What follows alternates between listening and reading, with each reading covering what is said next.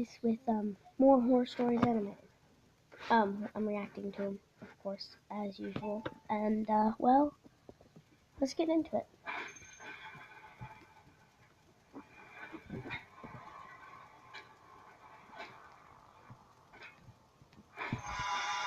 I was out doing a delivery one late night. It was probably the longest drive I had ever taken for a pizza delivery. From the pizza place I worked at, it was a 20-minute drive, which isn't too crazy out where I live. Plus, they ordered 4 large pies, so I figured it was a party and I would get a much bigger tip. Navigating the dirt roads at night was always annoying, though.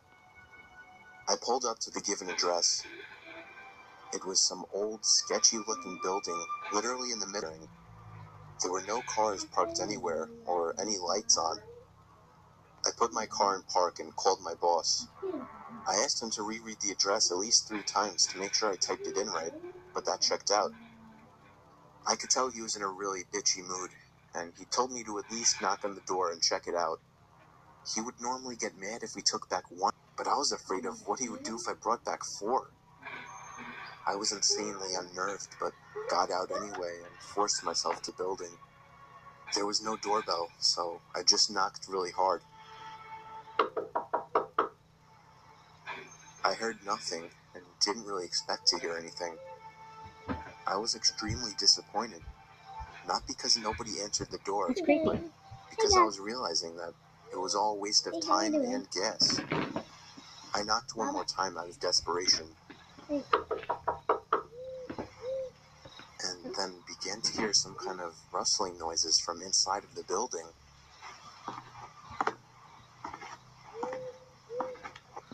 I knocked again and yelled that I was the pizza guy. There was silence now. I felt a bit more uncomfortable now than before. But before I could turn around, I noticed something at the window. There was someone looking through the window. I couldn't tell if it was a man or a woman. All I noticed were their eyes. Their eyes were open wider than I knew possible, staring intently at me. I was disturbed enough by this and dropped the pizzas and ran back to my car. The shitty thing wouldn't start until turning the key for the 3rd time. I drove off the grass and back onto the dirt road, but I felt the car rocking about, shaking and bumping. Something wasn't right. I didn't make it far from the building before I started hearing a sharp scraping sound coming from outside. There was so much resistance that I couldn't even drive. The car came to a stop. I got out of the car to check what the hell was wrong. A chill ran up my spine as I began to feel like my heart was constantly skipping beats. My tires had been slashed and had completely fallen off the rim. Not just the front, though. All 4 tires were slashed. I realized somebody did this when I was knocking on the door to that building. Instead of running, I got back in the car and locked the doors. I was so close to that building, I could practically see it from where I was, if it weren't for the trees blocking the view. I dialed 911 and explained everything to the operator. She told me the cops would be over as soon as possible and that I need to stay hidden. I asked her if it was advisable to stay in the car or run, and she told me it would be best to stay in the car with the door locked. She asked me to stay on the line with her until the cops arrived. My whole body was shaking. In all directions, there was nothing but dark, seemingly endless forest. I knew it would take forever for the cops to get there. I was not comfortable with sitting in that car so close to whoever did this. The next part, though, is what utterly destroyed me. It still shakes me to this day, and I hope nobody ever has to experience this kind of fear. As I was scanning all the windows, making sure nobody was outside, I looked in the rearview mirror, and there was the same person I saw at that window. Eyes open wider than ever. I could see now that it was a woman, and I could ever so slightly see a smile begin to spread across her face. I opened my door and full-on sprinted into the woods, not caring how much noise I made. I ran until I was out of breath, which didn't take long, and I hid behind a giant log on the ground. I tried to cover my loud breathing with my hand as I waited and waited for what felt like hours until I finally heard sirens in the distance. I gathered up all the stamina I had left to run all the way back in the direction of the dirt road. Eventually, the glowing red and blue lights came into view, and I had never felt better in my life. They were parked in front of my car, investigating with flashlights. I came out yelling at them like a lunatic to help me. I fell to the floor and started to gag, almost throwing up from running so much. They picked me up and began to question me, to which I explained everything to the best of my ability. One of the two cars drove over to the building, and the two officers began to search the building. They came back with nothing except for a couple of spiky objects. These objects were exactly the same as the ones used to slash my tires. The cops guessed that it was some kind of sick, demented couple, being that I saw the woman, but unfortunately they were never found, and that still kills me to this day. I obviously quit my job right after that and started working at a local grocery store. I know that I'll never forget seeing that woman at the back of my car.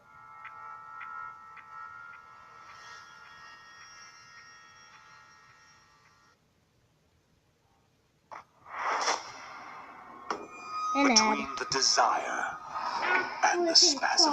Do you see that mist? Yeah. If you didn't know, there was a head up in the I corner. recently moved out, and I already have a horror story to tell. The house I moved into isn't anything impressive. It's just a house that's appropriate for one or two people. But I'd say right away, I started hearing weird sounds coming from inside the walls.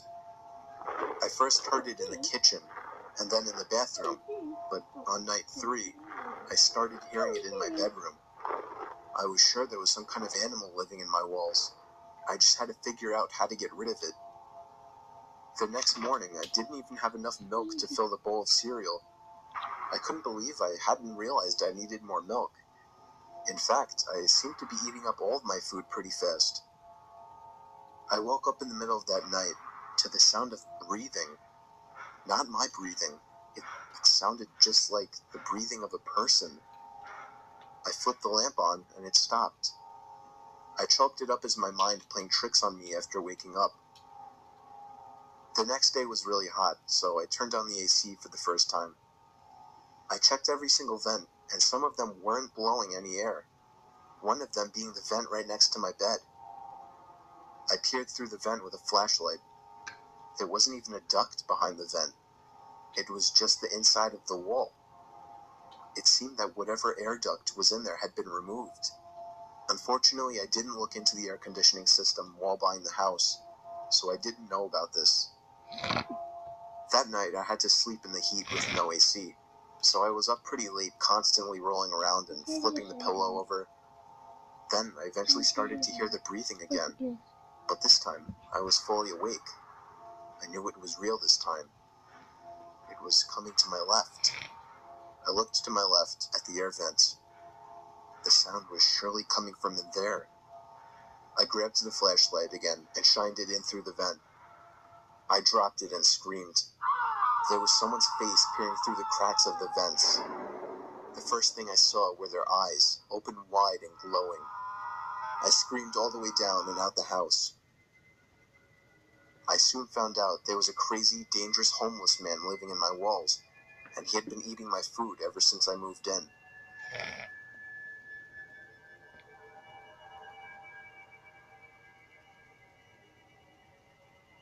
Wow. You know what I did at that moment, guys? What? I would open the vent, call the cops. No, don't open the vent. You'll let them out. I would shoot them. I was doing some night hog hunting in the woods near my backyard. Well, I was hiding in the tower I had built about a decade ago. In case anyone's wondering, I of course had a night vision scope attachment. I guess I'm what you would consider a hardcore hunter. I don't want to bore you with the unnecessary story prolonging details, so I'll make this short. And I want everyone to know that though I agree this story sounds far-fetched and crazy, It is nothing but the truth. And I, in a way, actually consider myself lucky that I'll always have such a horrifying story to share. So, while I was sitting in the tower waiting for movement, it finally came. I took aim and found the source, but it wasn't at all a hog or any kind of animal I was expecting. It was a person, a man wearing all black. Black sweatpants, black shoes, and a black hoodie with the hood over his head. But that wasn't the freakiest part. He was dragging a sack behind him. My heart started racing. I was pretty sure I was witnessing this guy trying to bury a body. I continued to watch him, but then he slowed down, and I swear to God, it looked as if he turned his head up to me. I ducked down under the wooden walls of the tower, shaking in my boots. Yes, I had a gun, but just the idea of using it against a person is horrifying. I lay low, praying to God that he hadn't seen me. It wouldn't make sense if he could, though. It's practically pitch black out here. Or at least, that was my logic. Seconds felt like an eternity as I waited for the footsteps in the leaves to move elsewhere, but I didn't hear any footsteps. All I heard was the sound of a foot hitting one of the wooden planks on the ladder of the tower. I felt the entire tower vibrate and shake as there were 2 more steps moving up the ladder. At this point, I was asking myself deep down, am I going to be able to shoot someone? But for some reason, whoever was down there decided not to climb all the way up, as I heard them jump back down to the forest ground and began dragging the sack away. I think I stayed frozen like a statue for at least 10 minutes before even peeking over the ledge again. The coast seemed clear. I had to get home and warn the police immediately. I hopped over the ledge and descended down the ladder. I turned on my pocket flashlight, which in hindsight was a stupid move considering the situation, and ran back in the direction of my house. I was only able to run for about 10 seconds or so when I heard the rapid, manic footsteps crunching the leaves from behind me. I took a look over my shoulder, and there he was, inches away from my face. I spun around and shot him in the shoulder. He stopped and screamed in agony, and I took that moment to finish my dash to my house. Again, in hindsight, I should have held him hostage somehow, but that doesn't even matter now. Well, I called the police, who showed up within 15 minutes with a whole search squad, and I led them all into the woods to the exact location where I shot him. There was a faint yet noticeable blood trail spilled onto the leaves, which led past the body bag, which the cops seized, and eventually right to the maniac, who was hiding under a log next to a tree. He was arrested and tried for the murder of Jin Quen Sakanaki, a Japanese corner store owner. I don't know the full story behind it, but I do know I won't forget this one for the rest of my life, and I'll also be telling it for the rest of my life. that's crazy. What would you do at that moment? I'll never forget the time me and my brother snuck out past our bedtimes to explore an allegedly haunted house down the block. Yes, I said bedtime, as I was only 10 and my brother Luke was only 12. When our parents said goodnight to us, I went to Luke's room and we took a couple hand-powered flashlights with us and hopped outside through the window. Luckily, his room was on the first floor. Those hand-powered flashlights worked by constantly pushing in a little trigger that would create light inside the lens. They were noisy as hell, but they were convenient. Once we were outside, we just walked down the block, and in 2 minutes we were there. It was rumored by all the neighborhood kids and teens that the place was haunted. Everything about it was creepy. The older, more antique design of the house, the isolation from the rest of the houses, and the broken windows and rotting wood. It seemed perfect for a horror movie. We went around to the backyard. This was all my curious and confident brother's idea. I was scared shitless. The door was locked, as expected. I felt a bit of relief, thinking we might just go home. But my brother made a shocking move next. He grabbed a plank of wood laying in the grass and began smashing the already chipped window. Eventually there was enough of an opening to unlock it and slide it up completely. We hopped inside and began cranking those noisy-ass flashlights. Immediately after entering the house, we both picked up on the fact that it was like 90 degrees in there. which was odd as it was a September night in the mid-70s. There was no graffiti or anything anywhere. In fact, it was relatively empty besides a few pieces of furniture that were clearly not worth taking along. It seemed we were the first to enter the house, shockingly, or at least from the back. We went upstairs to the main floor from the little den area and continued cranking the flashlights. That's when we heard the slightest crack in the floorboards from right above us. No. We both jumped. I tugged for Luke to leave, but he told me the place is old as hell. It's just house noises. I stopped cranking the flashlight at this point, and I urged Luke to do the same, but he only called me stupid for suggesting something so ridiculous. Then there was another crack in the floorboards from above us. He began walking upstairs. I didn't want to go up there, but I was not about to stay down there alone. Yeah, me neither. I followed behind him to the upstairs. There was a door that led to a room right above where we were standing. I begged him not to open it, but he must have just wanted to be the big, tough older brother. He began to reach for the doorknob while still cranking the noisy flashlight, but then he stopped. I was confused. I could see in the dark he was moving his ear up against the door, listening for something. Silence. Then, the most deafening, nightmare-inducing moment of my life. A single bang on the door from the other side sent my brother staggering into the wall in pain, covering his ear. We dropped the flashlights and ran straight out the back door and back home. We were so loud when we got back that our parents found us out. We told them what happened, but they naturally didn't care and grounded us both for a week. 2 nights later, I woke to the sound of something from outside my window and a glare of brightness sneaking in through my slightly opened blind. I sat up, and my heart sank when I realized it was the sound of the crank to my flashlight. I stood up and looked out the window, and that's when it stopped. There was nothing but complete blackness out there after that.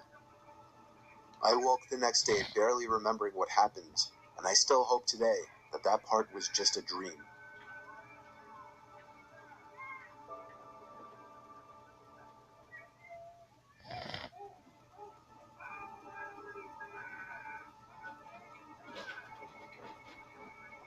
This story took place a long time ago, back in 2002, when Craigslist was in its early years. Many wouldn't know, but back in those days, Craigslist was a lot different. Oh. It was a lot more so an online garage sale, or just a place where people would list old things that still had some value that they were willing to give away. Wow. I got a basketball hoop, a hockey net, and a spoiler for my car, all 3 in perfect condition in that same year. You'd be lucky if you found something like that these days. Anyway, me and my son were dying to buy a hockey net so we could practice in the cul-de-sac we lived in. For the record, this was before I got that free one I mentioned. Wouldn't you know it, on Craigslist there was an ad for a slightly used regulation-size hockey goal for only $50. It came with a puck and 2 slightly used hockey sticks. I still have a picture of that ad to this day. It seemed like the perfect deal, but he lived about 2 hours away. I called the number he had listed, and he sounded pretty normal on the phone. He had a pretty deep, dark voice, but nothing that would be off-putting. I remember his voice being a bit emotionless. He agreed to meet halfway due to the distance. Said he'd put the stuff in the back of his pickup truck. He said he could only come after he got off from work, though, which was much later in the day, way past dark. We agreed to meet at some rest stop off the highway. Me and my son, who was 11 at the time, took my wife's minivan, the only car that would be able to fit that huge thing. Within an hour, we were at the truck stop, which was empty at this hour, but was decently lit by 3 big light posts. I parked right under one of the lights and waited. A pickup truck pulled in off the highway right on time. He stopped right in front of me. I went over to his window, but then noticed there was nothing in the back of his truck. "You Steve?" he asked me. "Yep, that's me," I said. "Alright, my buddy's bringing in the stuff with his truck." The guy pulled up behind my car and put it in park. I suddenly had a bad feeling. I told my son to get back in the car and lock every door except mine. 2 more pairs of headlights came off the highway into the lots, surely enough pulling up next to me. And, not surprisingly at this point, there was no hockey equipment in either one of them. My heart was racing. I was worried. Not for me, but for my young son who I for some reason brought with me on this trip. A group of large men mixed with heavy-set and muscular physiques stepped out of the 2 pickup trucks behind the first one. They eyed me from head to toe, giving that typical intimidation stare down. Then this bald guy wearing sunglasses said in a deep voice, "Where's the money?" I instantly pulled out my wallet and handed it to him, begging him to just let me and my son go. He pulled out like $100 and was pissed, expecting more. He then sent 2 of his goons or whatever to get my son. At this point, I screamed and begged for him not to take him. One of the men broke the glass to the minivan back door, and I vividly remember the disturbing, heartbreaking screams of my young son. What happened next was what I can only explain to be a miracle from God answering my prayers. A car was entering the lot from off the highway. All the men stopped and turned to look at it. As it got closer, my heart literally dropped in excitement as I saw it was a police car. The lights suddenly began to flash as he got close enough to see what was going on. All of the men were back in their trucks within seconds, speeding off down the highway. Well, at least 2 of them. The truck in the back was caught immediately by the police car, and backup arrived shortly. I explained everything to them, and they got the men that were caught to rat out on the others surprisingly quickly. I guess luckily the guys in the back truck weren't very loyal to whoever their leader was, if they even had any type of leader. Now, believe it or not, I had a police escort all the way home to make me and my son feel safer.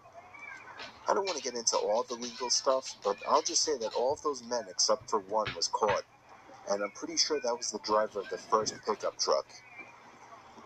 Needless to say, my Craigslist days weren't over at that point, but I've always been much more protective of my son and much more cautious of Craigslist meetings since then. now, want to know something? Here is where I'd be mad. I would have had a concealed and carry license. Someone steps near whoever my son is, they're going to get bullets. They're going to catch bullets.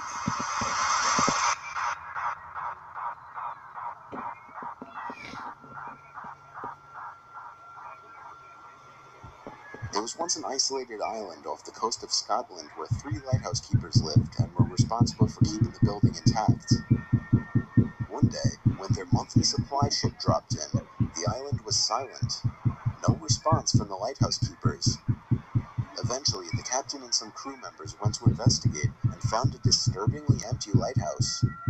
2 of the 3 waterproof coats were missing from their hangars, and the kitchen was left in a state as if people had left in a hurry. The lighthouse log only added more mystery to the situation. The log described how one of the keepers wouldn't talk, and the other continuously cried for hours. All this pain and fear seemed to be coming from what was referred to as a powerful storm looming in the distance. However, this begs the question, why were they so scared of a simple storm? They should have been safe in the brand new lighthouse, right? The log goes on to talk about how they all sat close together and prayed for the storm to be over. The final log states, "The storm has passed, the skies are calm, and God is over all." Their bodies were never found, and the cause of their death is still a mystery to this day. The most accepted theory is that they somehow got swept out to sea during the storm, never to be seen again.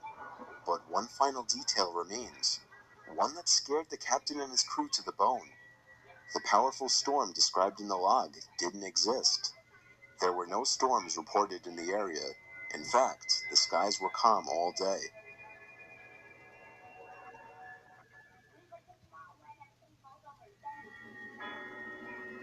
I would have been It was 2 done. years ago. Done. I was called in to do the night shift, 10 p.m. to 4 a.m. at 7-Eleven, since somebody called out. The store was located on a busy road in a rather quiet and rural area. During the night shift, you could expect anywhere from 10 to 20 people come in to buy a beer or something else.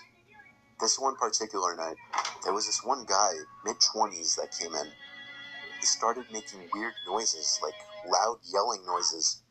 I assumed he had some kind of mental disability. In fact, my brother has a mental disability, so I immediately felt sympathy for the guy.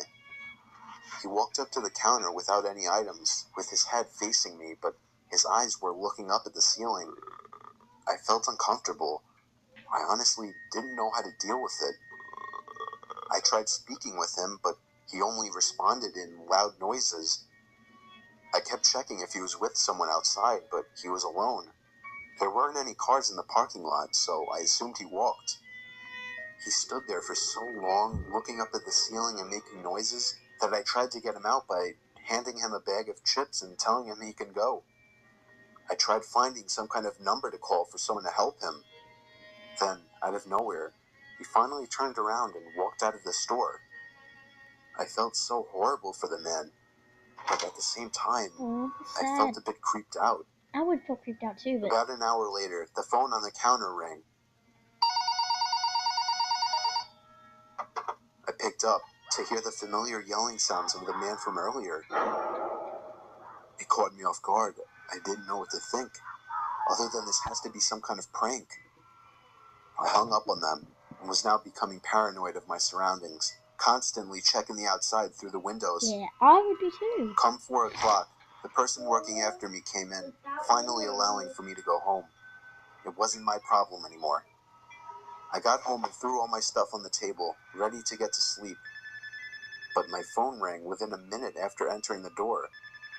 I felt a chill run down my spine. Why would someone be calling at 4 a.m.?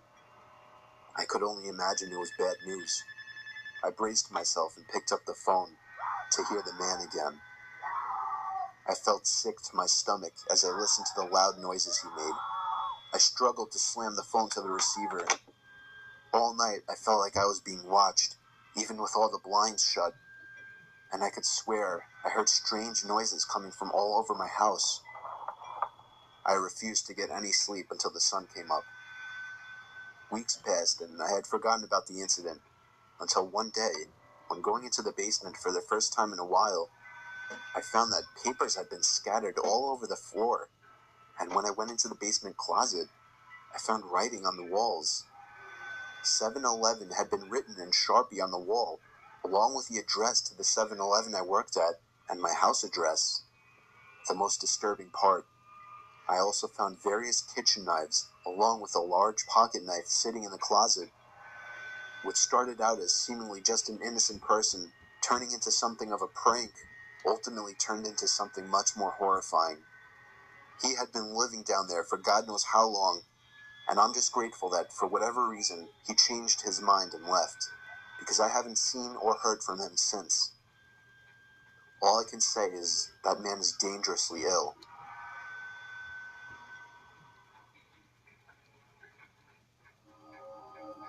What if he's still down there? He's just... About 5 years ago, I lived downtown in a major city in the U.S. I've always been a night person, so I would often find myself bored after my roommate, who was decidedly not a night person, went to sleep. To pass the time, I used to go for long walks and spend the time thinking. I spent 4 years like that, walking alone at night, and never once had a reason to feel afraid. I always used to joke with my roommates that even the drug dealers in the city were polite. But all of that changed in just a few minutes of one evening. It was a Wednesday, somewhere between 1 and 2 in the morning, and I was walking near a police-patrolled park quite a ways from my apartment.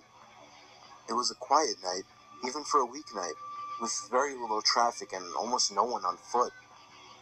The park, as it was most nights, was completely empty. I went down a short side street in order to loop back down my apartment when I first noticed him. At the far end of the street, on my side, was the silhouette of a man dancing. It was a strange dance, similar to a waltz, but he finished each box with an odd forward stride. I guess you could say he was dance walking, headed straight for me. Deciding he was probably drunk, I stepped as close as I could to the road to give him the majority of the sidewalk to pass me. The closer he got, the more I realized how gracefully he was moving. He was very tall and lanky and wearing an old suit. He danced closer still until I could make out his face.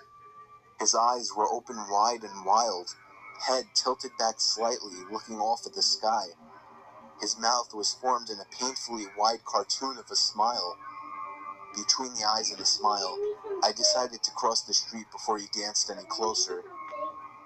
I took my eyes off of him to cross the empty street. As I reached the other side, I glanced back, and then stopped dead in my tracks. He had stopped dancing and was standing with one foot in the street, perfectly parallel to me. He was facing me, but still looking skyward, smile still wide on his lips. I was completely and utterly unnerved by this. I started walking again, but kept my eyes on the man. He didn't move. Once I had put about half a block between us, I turned away from him for a moment to watch the sidewalk in front of me. The street and sidewalk ahead of me were completely empty. Still unnerved, I looked back to where he had been standing to find him gone. For the briefest of moments, I felt relieved, until I noticed him. He had crossed the street and was now slightly crouched down. I couldn't tell for sure due to the distance and the shadows, but I was certain he was facing me. I had looked away from him for no more than 10 seconds, so it was clear that he had moved fast. I was so shocked, and I stood there for some time, staring at him, and then he started moving toward me again. He took giant, exaggerated tiptoed steps, as if he were a cartoon character sneaking up on someone, except he was moving very, very quickly. I'd like to say at this point that I ran away or pulled out my pepper spray or cell phone or anything at all, but I didn't. I just stood there, completely frozen, as the smiling man crept toward me. And then he stopped again, about a car length away from me, still smiling a smile, still looking to the sky. When I finally found my voice, I blurted out the first thing that came to mind. What I meant to ask was, "What the fuck do you want?" in an angry, commanding tone. What came out was a whimper. What the fuck? Regardless of whether or not humans can smell fear, they can certainly hear it. I heard it in my own voice. That only made me more afraid. But he didn't react to it at all. He just stood there, smiling.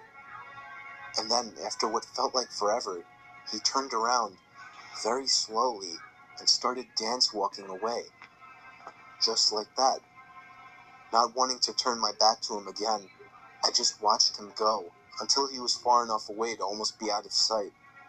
And then I realized something. He wasn't moving away anymore, nor was he dancing. I watched in horror as the distant shape of him got bigger and bigger. He was coming back my way. He was coming back my way, and this time he was running. I ran too.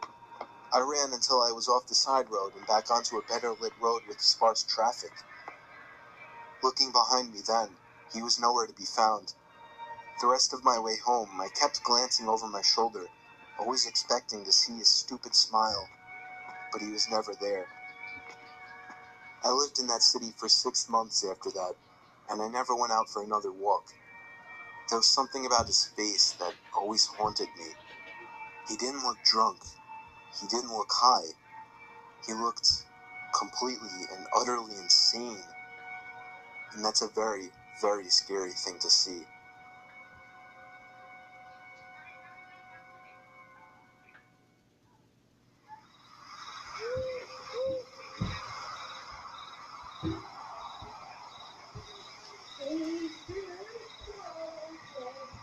So me and a couple of my buddies went camping last summer alongside the Willamette River. We actually had a decent hike into the deep end of woods. We did some night fishing, listening to music, and basically drank to the point where everything was funny later in the night. I would guess we finally called it a night somewhere past 2 a.m. I shared a tent with one of my buds, while the other two shared another tent. We heard them laughing about something. At first we laughed at the sound of their laughing, but it soon got annoying and we yelled for them to shut up. One of them responded, "It isn't us." I sat up, startled at the response.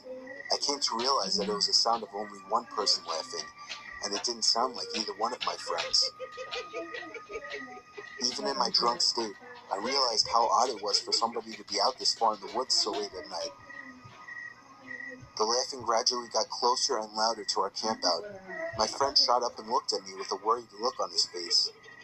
I heard my other friends scream over to us that they were getting freaked out.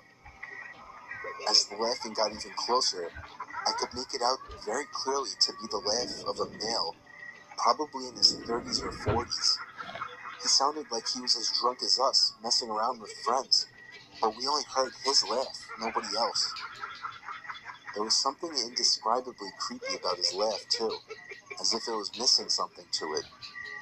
You had to be there to understand what I mean. The laughing was now just at the edge of our campsite, but we couldn't hear any footsteps at all. Now that may not seem like a big deal.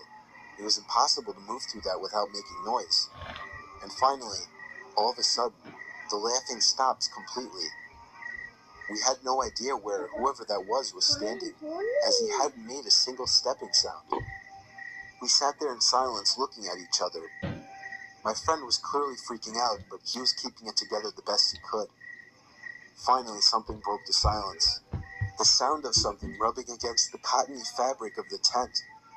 We saw the outline of a hand through the moonlight, pressing on the tent. We both screamed at the top of our lungs before getting out of the tent. We ran as fast as we could through the woods, our other friends following us. After about 5 minutes of running, we somehow found our car. I actually puked from running so much before taking the wheel. I don't condone drinking and driving, but I still believe we were just in this situation. By far the most horrific experience of my life. No idea who or what the hell that was, or what they wanted. Wow, that's pretty creepy. Now, I would understand it if it was another camper, but I wouldn't want to do that. No, I it's was a having a creepy laugh. horrifying dream, possibly the most disturbing nightmare of my life.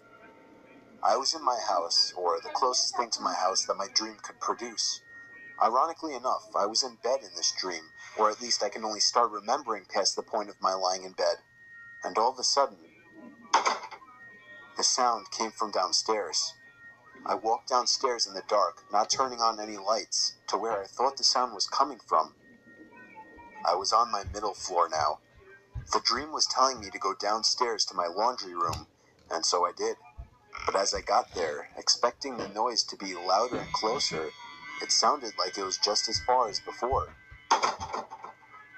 Now I was going upstairs to the kitchen, and it's strange. Outside of every window was complete blackness, not general nighttime darkness. There was nothingness. I think all that existed in this dream was my house. Now my dream started to suggest that the banging sounds were coming from upstairs, so I went back upstairs, and was eventually led to the attic door. It was surely beyond that door. I opened it. There was an old woman standing by a bunch of boxes. She was slowly but loudly slamming her hand on one of the boxes, producing an unnatural sound. I tried to quietly step back away from the attic, but the old woman turned around, opened her mouth twice as wide as anyone humanly could, reached out her arms, began to scream, and leaped toward me. That's when I woke up.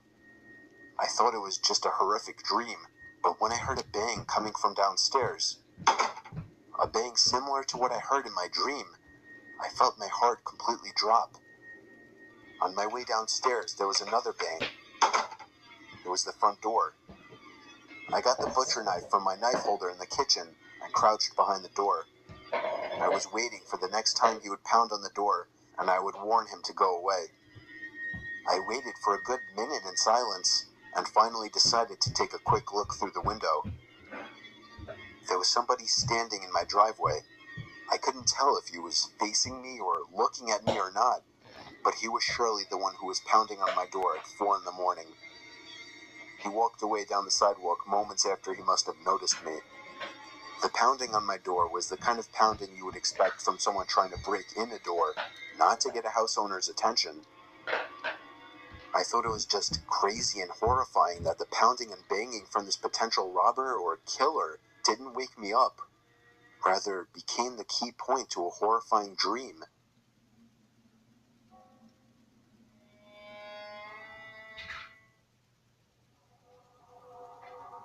The motel. Oh god, this is creepy. Oh yeah, and I was 19 years old at the soon I'll be time, doing working Back at to a Dawn sketchy videos. motel. Not right now though, because I only The have motel one. was pretty run down, and the majority of people who stayed there were locals that were just doing things they weren't supposed to be doing. Let's just say the cops came by multiple times a week.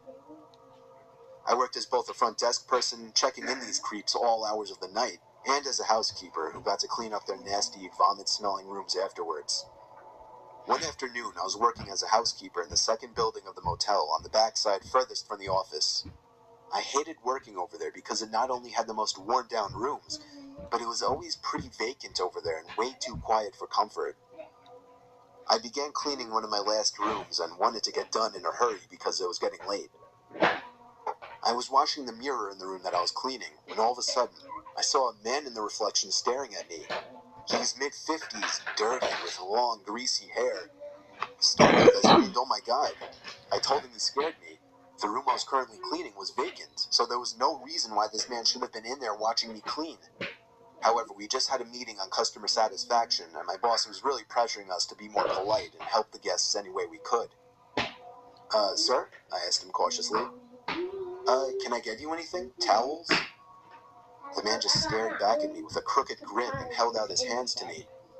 I thought maybe he was handing me a tip for cleaning his room earlier, but when I looked down, I saw he was holding a $100 bill. Alarms started going off in my head. No one tips $100 on a $40 a night room. The man just smiled and said his name was Terry. He said he was staying in the room next door with his wife Sherry, and sort of joked about their names rhyming. He smelled like car oil and alcohol. When I asked him why he was trying to hand me $100, he laughed deep in his throat and said, "Me and my wife were watching you, and we just wanted to have fun with you." I felt like my heart jumped into my throat. No, I can't do that, sir. I'm sorry.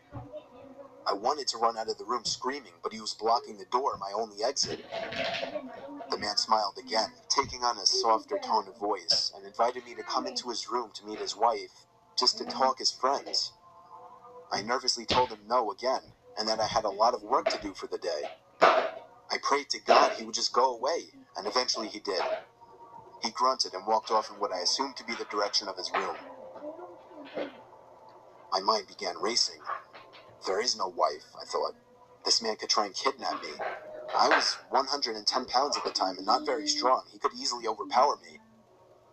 I locked the room from the inside and went directly to the phone to call my manager at the front desk, but the phone wasn't working. Adrenaline began pumping through my veins, and despite what I was always told not to do, I was panicking. Did he cut the line? No, I thought. This is a crappy motel. It happens all the time.